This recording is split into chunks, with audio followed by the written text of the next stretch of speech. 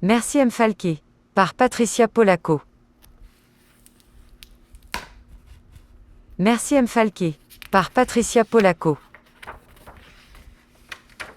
À Georges Felker, le vrai Monsieur Falquet. Tu seras à jamais mon héros? Le grand-père a tenu le pot de miel pour que toute la famille puisse le voir, puis y a trempé une louche et a arrosé du miel sur la couverture d'un petit livre. La petite fille venait d'avoir 5 ans. Levez-toi, petit a-t-il coé. Je l'ai fait pour ta mère, tes oncles, ton frère aîné, et maintenant toi. Puis il lui a remis le livre.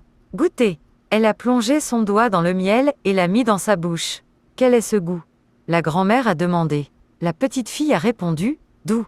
Puis toute la famille a dit d'une seule voix. Oui, et la connaissance aussi. Mais la connaissance est comme l'abeille qui a fait ce miel sucré, vous devez le poursuivre à travers les pages d'un livre.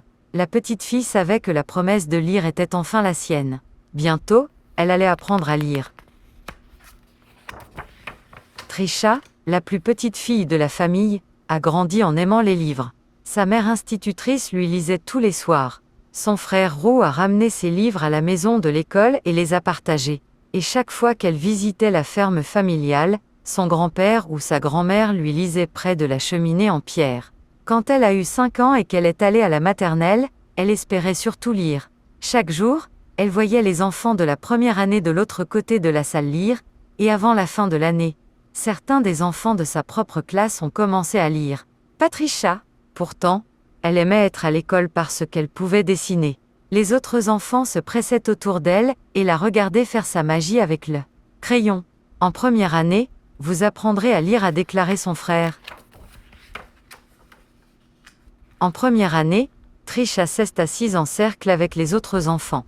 Ils tenaient tous notre quartier, leur premier lecteur, sondant des lettres et des mots. Ils ont dit « boy »,« garçon » et « loup »,« louo »,« regarde ». Le professeur leur a souri lorsqu'ils ont mis tous les sons ensemble et ont eu raison.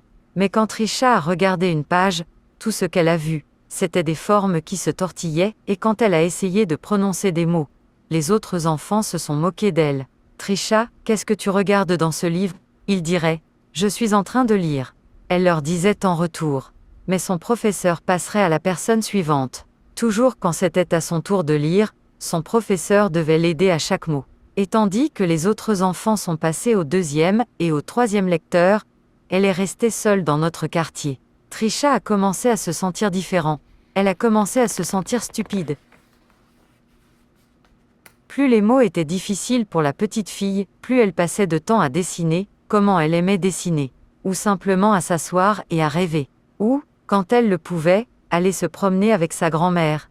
Un jour d'été, elle et sa grand-mère se promenaient ensemble dans les petits bois derrière leur ferme. C'était le crépuscule.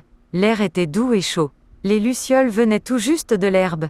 En marchant, Trisha a dit « Grandma, penses-tu que je suis différente ?» Bien sûr, répondit sa grand-mère. Être différent est le miracle de la vie. Vous voyez toutes ces petites lucioles. Chacun est différent.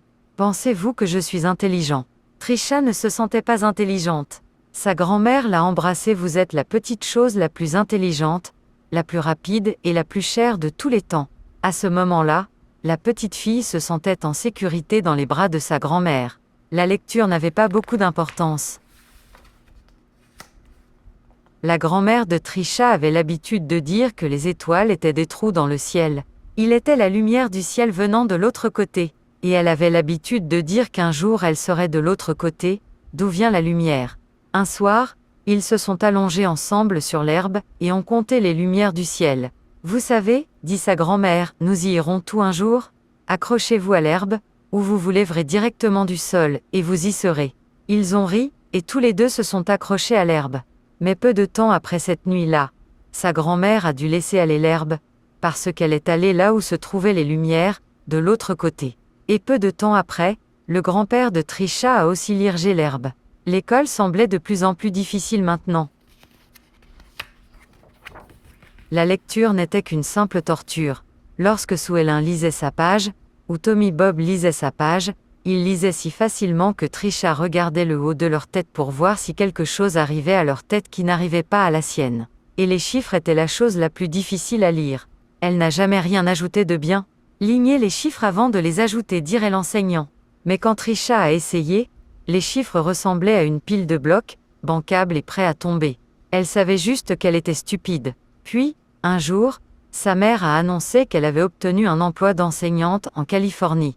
Un long chemin de la ferme familiale du Michigan.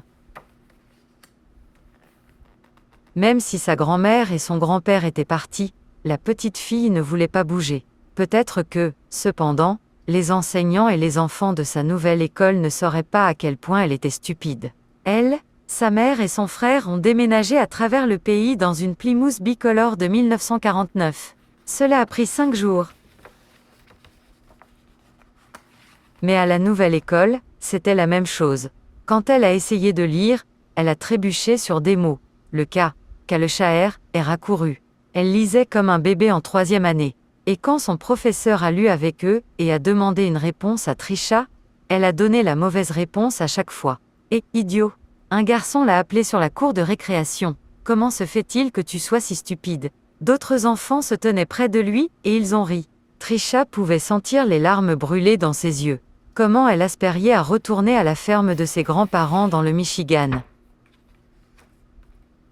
Maintenant, Trisha voulait de moins en moins aller à l'école. J'ai mal à la gorge, disait-elle à sa mère. Ou, j'ai mal au ventre. Elle rêvait de plus en plus, et dessinait de plus en plus, et elle détestait l'école. Puis, quand Trisha a commencé la 5e année, l'école était en effervescence. Il y avait un nouveau professeur. Il était grand et élégant. Tout le monde aimait son manteau rayé et son pantalon gris lisse. Il portait les vêtements les plus soignés. Tous les animaux de compagnie habituels de l'enseignant se sont rassemblés autour de lui, Stevie Joe, et Alice Marie, Davy et Michael Lee. Mais dès le début, il ne semblait pas important pour M. Falquet quels enfants étaient les plus mignons, ou le plus intelligent, ou le meilleur dans n'importe quoi. M. Falquet se tenait derrière Trisha chaque fois qu'elle dessinait, et murmurait « C'est génial. Absolument génial. Savez-vous à quel point vous êtes talentueux ?» Quand il a dit cela, même les enfants qui la taquinaient se tournaient dans leur siège et regardaient ses dessins. Mais il riait toujours chaque fois qu'elle donnait une mauvaise réponse. Puis, un jour, elle a dû se lever et lire, ce qu'elle détestait. Elle trébuchait sur une page sur Charlotte's Web, et la page devenait toute floue, quand les enfants ont commencé à rire à haute voix. Monsieur Falquet, dans sa veste à carreaux et sa cravate papillon, a dit « Arrêtez. Êtes-vous tous si parfaits que vous pouvez regarder une autre personne et trouver des défauts avec elle ?» C'était le dernier jour où quelqu'un a ri à haute voix. Où se moquaient d'elle, tous sauf Eric. Il s'était assis derrière Trisha pendant 2 années entières, mais il semblait presque la détester. Trisha ne savait pas pourquoi. Il l'a attendue près de la porte de la salle de classe et lui a tiré les cheveux. Il l'a attendue sur la cour de récréation, s'est penché sur son visage et l'a appelée « Crapa ». Trisha avait peur de tourner n'importe quel coin, de peur qu'Eric ne soit là. Elle se sentait complètement seule. La seule fois où elle était vraiment heureuse, c'était quand elle était autour de M. Falquet. Il l'a laissé effacer les tableaux noirs, seuls les meilleurs étudiants ont pu le faire. Il lui a tapoté sur le dos chaque fois qu'elle avait quelque chose de bien, et il a regardé dur et méchant à n'importe quel enfant qui la taquinait. Mais plus M. Falquet était gentil avec Trisha, plus Eric l'a traité. Il a fait en sorte que tous les autres enfants l'attendent sur la cour de récréation, ou à la cafétéria, ou même dans la salle de bain, et de sauter et de l'appeler stupide. Oulé!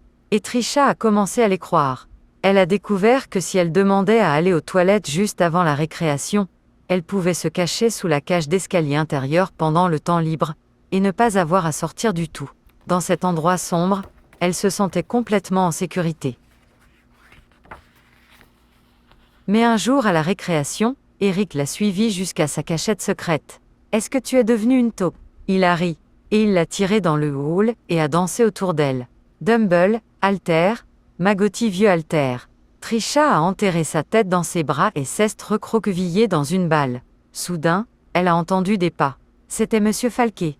Il a fait descendre Eric au bureau.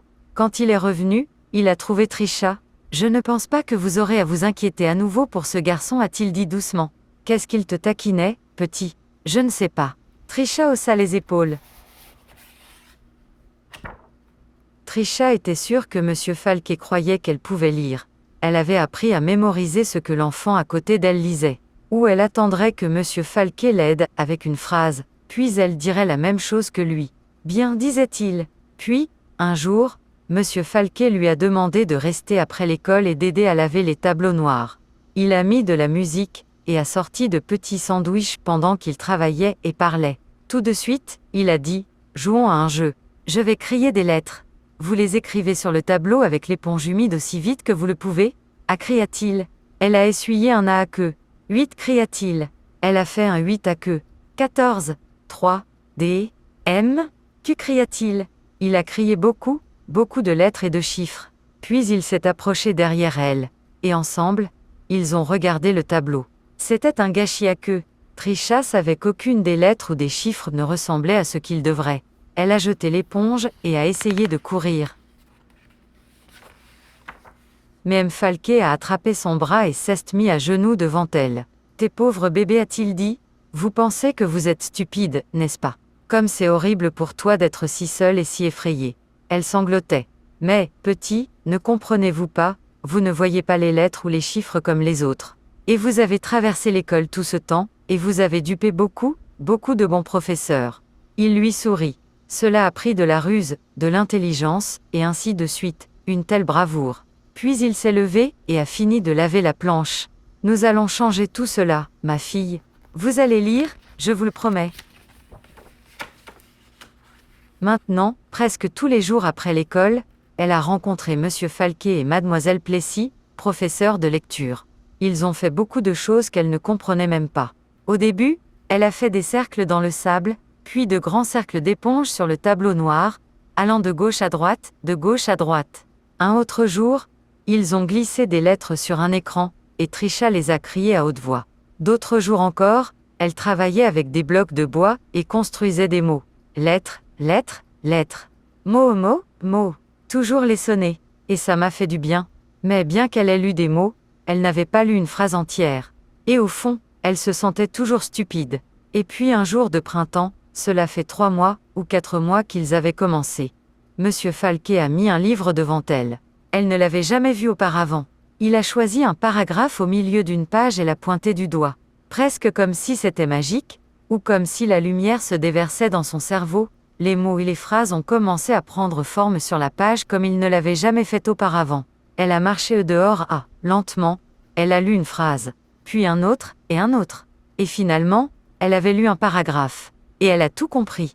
Elle n'a pas remarqué que M. Falquet et Mlle Plessis avaient les larmes aux yeux. Cette nuit-là, Trisha a couru à la maison sans s'arrêter pour reprendre son souffle.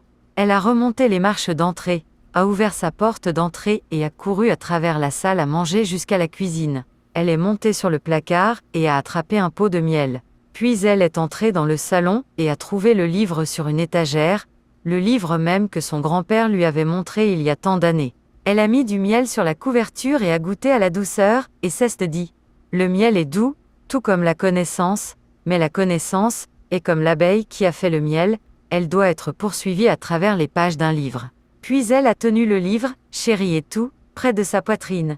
Elle pouvait sentir les larmes rouler sur ses joues, mais ce n'étaient pas des larmes de tristesse, elle était heureuse, tellement très heureuse. Le reste de l'année est devenu une odyssée de découvertes et d'aventures pour la petite fille. Elle a appris à aimer l'école. Je sais parce que cette petite fille était moi, Patricia Polacco. J'ai revu Monsieur Falquet une trentaine d'années plus tard lors d'un mariage. Je me suis approchée de lui, et je me suis présentée. Au début, il a eu du mal à me placer. Puis je lui ai dit qui j'étais et comment il avait changé ma vie il y a tant d'années. Il m'a embrassée et m'a demandé ce que je faisais dans ma vie. Pourquoi, Monsieur Falquet, ai-je répondu. Je fais des livres pour les enfants. Merci, Monsieur Falquet. Merci,